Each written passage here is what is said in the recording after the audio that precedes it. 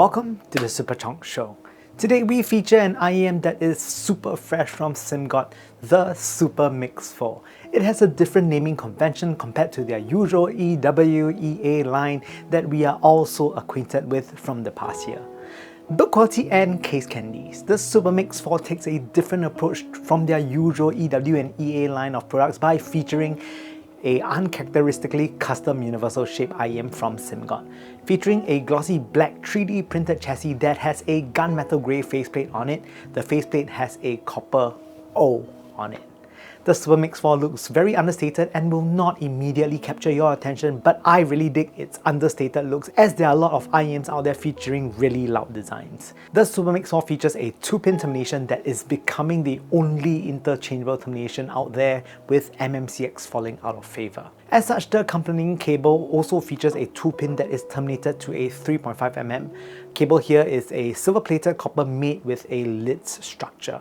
It is similar with other cables that SIMGOT has employed in their previous releases. It has a good hand feel and the build is solid as well. Diving into the chassis of the SUPERMIX4, we have 4 drivers pushing out the sonics, 1 dynamic driver, 1 balanced armature, 1 planar and 1 piezoelectric drives the SUPERMIX4. Yes, this is a quad-bridge IEM.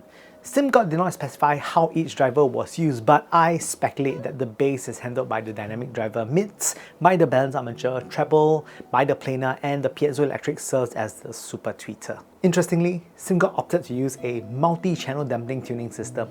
This is evident as you can see, instead of 1 huge hole in the nozzle, you get 3, which allows them to dampen each tube independently. This technique was quite common quite a while ago during the heydays of multi-balanced armature IEMs.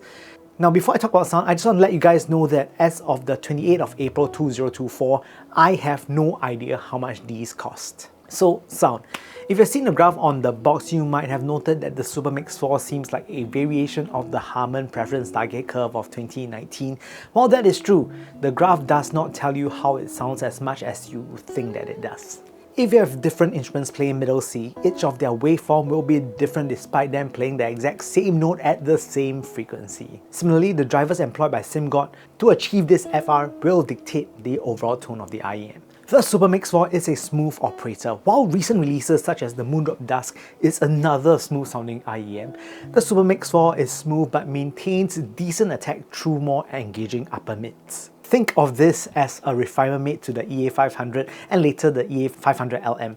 The SUPERMIX4 maintains the energy of the EA500LM but maintains a new level of smoothness. The SUPERMIX4 is what I would classify as natural warm sound that is achieved through 4 well thought out driver pairings. I must say the DD, the BA, the planar and piezoelectric that results in a smooth listening experience. One thing to note, this review is largely done with my Luxury and Precision W4 and Lotto Paul Gold Touch Titanium. The SUPERMIX4 is also a little bit relatively hard to drive compared to other models out there. Bass. Done characteristically by the dynamic driver, bass on the SUPERMIX4 has beautiful dynamics with natural resonances. It is more sub-bass focused, which allows for a cleaner perception of mid-range. Sub-bass extension is also fabulous as well. Mid-bass is reduced but only by just. You still get excellent thumps whenever the kick drum comes in. Bass guitars are also very distinct in the recording. As for resolution, these are actually pretty good in the lower regions. Bass frequency layering is also very well done. Even in complex bass lines, it never becomes congested and messy sounding. Mid-range, the SUPERMIX4 adopts a warmer than natural sort of tonal weight. It isn't warm like that of the recent Tangzhou Xuanyu. Again, it has a very musical smooth sound that has good levels of resolution. I suspect the BA working in tandem with the planar allows for this to happen. SIMGOT has masterfully negated any sort of metallic timbre which can come from some planar drivers. Vocals are liquid gold on the SUPERMIX4, creamy and extremely polished.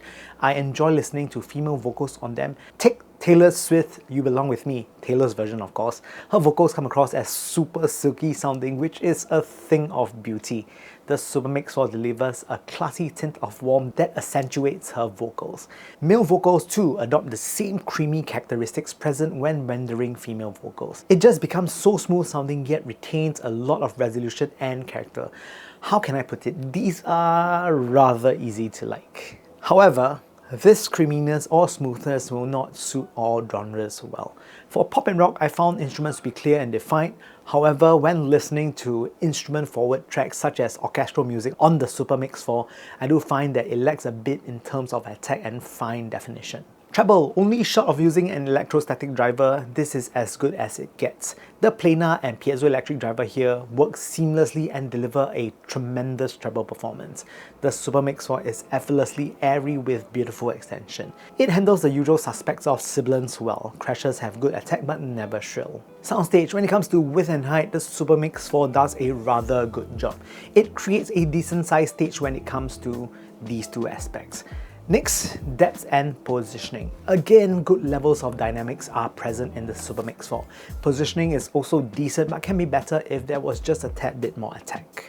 Next up, some comparisons versus the Moondrop Dusk. Now, the Moondrop Dusk is another smooth sounding IEM that I recently reviewed. It features a tri-brid configuration of dual dynamic drivers, dual balance armature and dual planars. I found it super easy to listen to music on hours on end with the Dusk, as it delivers a signature that has a suppressed 3K peak, making it very smooth and easy to listen to. I found the SuperMix4 to be just as smooth with slightly better attack compared to the Dusk.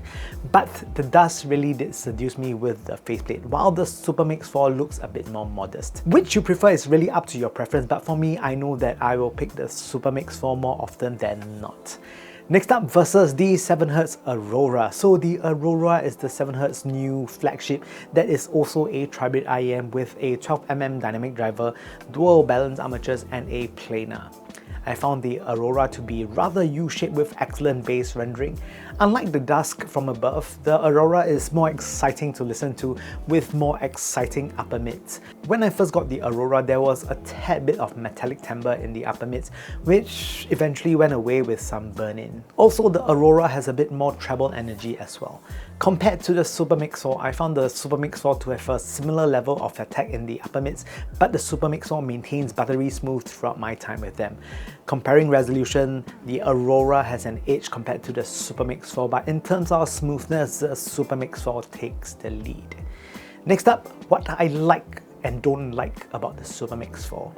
Some things that I really adore on the SuperMix4 would be the incredible smoothness that is paired with an engaging signature. As for build quality, the SuperMix4 is really no exception in the line of SIMGOT products. It is well put together.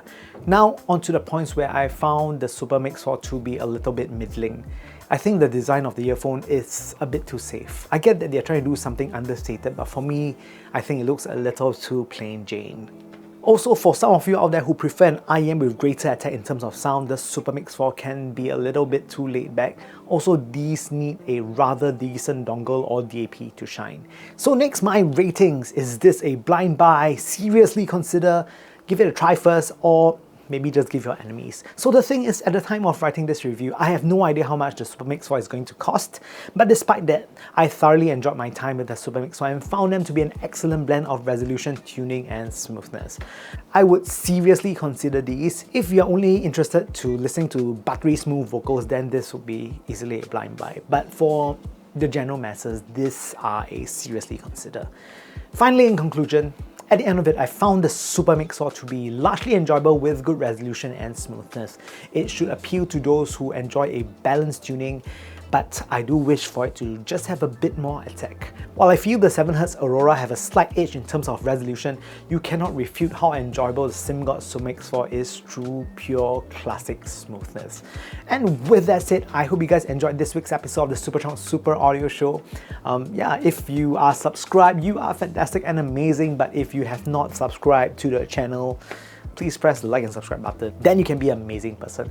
With that said, I hope to see you guys soon.